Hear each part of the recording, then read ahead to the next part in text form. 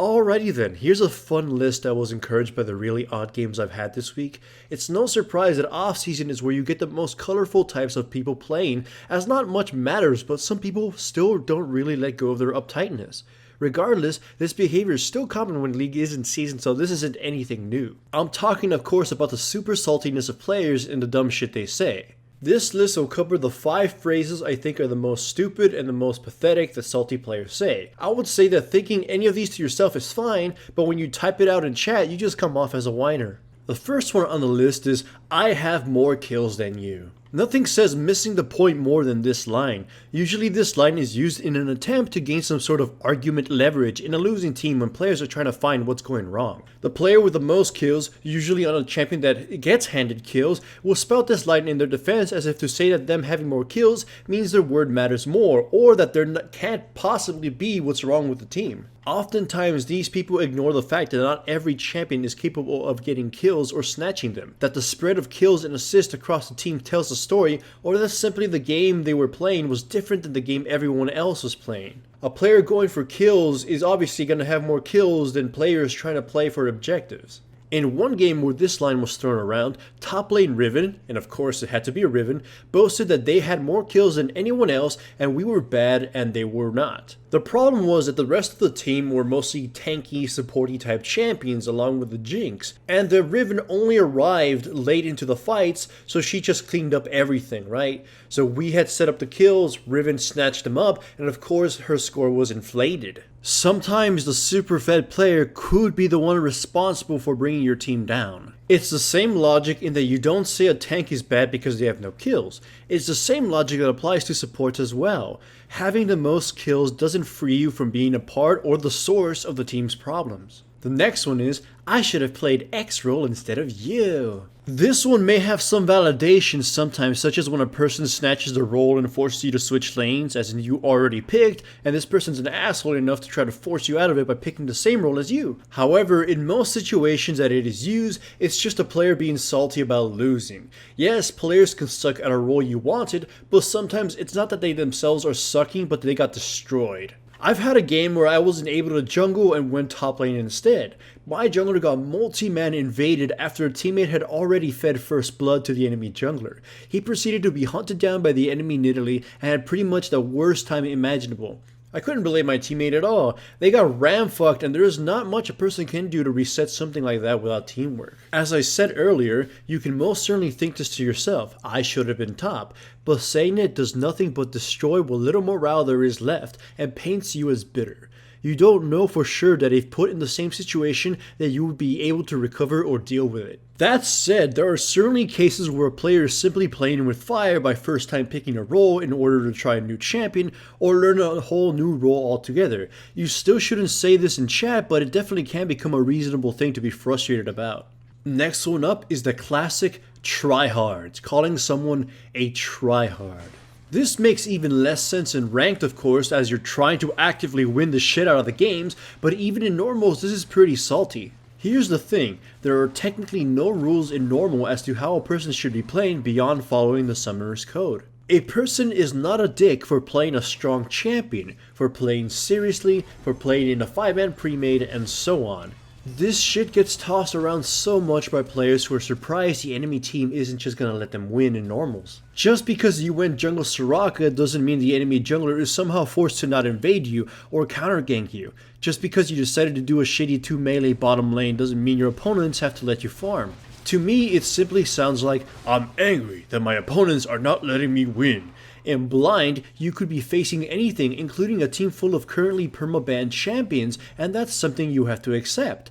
In draft, your opponents can figure out that you're going to do something gimmick and prepare to punish you before the game even starts. In ranked, don't even expect any mercy there. In short, not everyone has the same definitions of fun as you. Some people like winning doing random shit and don't mind losing, while some only find fun in total victory.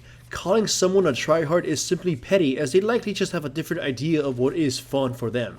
The next one is, your champion is OP and takes no skill. Now we're getting to the most salty of the salt. This one immediately tells you someone is a whiner when they either call your champion OP or say that it takes absolutely no skill to play. Sadly, I've even had this tossed around in ranked. Even if these things were true, it's still ranked, so you can't blame a person for simply wanting to win and get ranks. Learn to play the strongest or suffer with the weakest. Either way, how hard achieving victory in a game is entirely up to you. With that, the phrase, "your champion is OP," is made pathetic. Just play to win in ranked, even if it means playing something overpowered. Now, the "takes no skill" phrase is the one that bothers me the most, as this one has been tossed around willy-nilly to most champions who have become favored picks. The other day, Brand was called a no-skill champion by an enemy Veigar, but months ago you'd see people pop up to defend Brand saying that the only reason he isn't played is because he requires skill to play.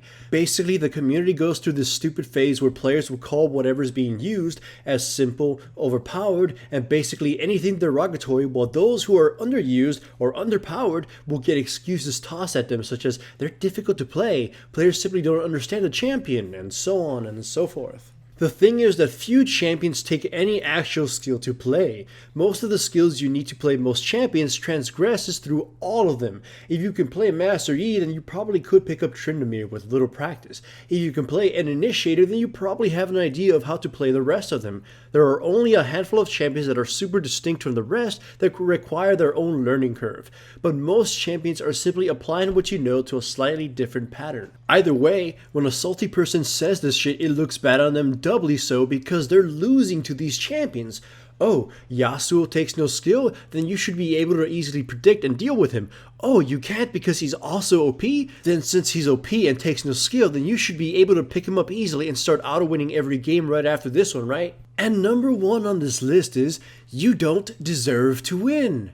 Now, isn't this line just full of salt? There's not much to say here. Yes, perhaps the player who got raffle stomped in lane and has a terrible score didn't actually contribute to the overall victory of the team, but they were still part of the winning team. If they truly suck, then they'll continue losing games and you'll never have to deal with them again.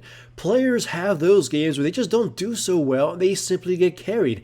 Everyone has those games. This phrase becomes even dumber when it is said to your own teammates. By saying someone doesn't deserve to win on your team, you're effectively saying that everyone else also deserves to lose, including yourself. I've seen instances where a player would do everything in their power to throw a game just because they weren't pleased with a certain player's performance. It's the ultimate self-sabotage behavior, and it effectively makes this person a bigger problem than the player who's not doing so well. If the enemy team pulls a victory out of their ass after losing the entire game, you can't say they don't deserve the win, as they just handed you your ass and secured it. You could have wiped them out over and over. You could have taken towers, dragons, barons, and everything. You could have tripled their kill score. It doesn't matter. You failed to defend your nexus and therefore you lost. A victory is a victory and a loss is a loss. The individual can't decide who wins and who loses, only the game can.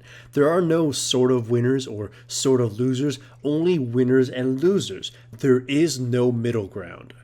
In conclusion, there is no reason for you to be insulting your teammates or anyone really. You can justify it by trying to tilt your opponents in some cases, for sure, but none of these phrases would really achieve that, so these don't count. These phrases are simply petty, yet they're tossed around shockingly often enough that I made a video for it. At the end of the day, it's still just a video game. Unless you're a pro player or making money off of this somehow, it doesn't matter at all. It's not worth popping a blood vessel or being a dick to other people.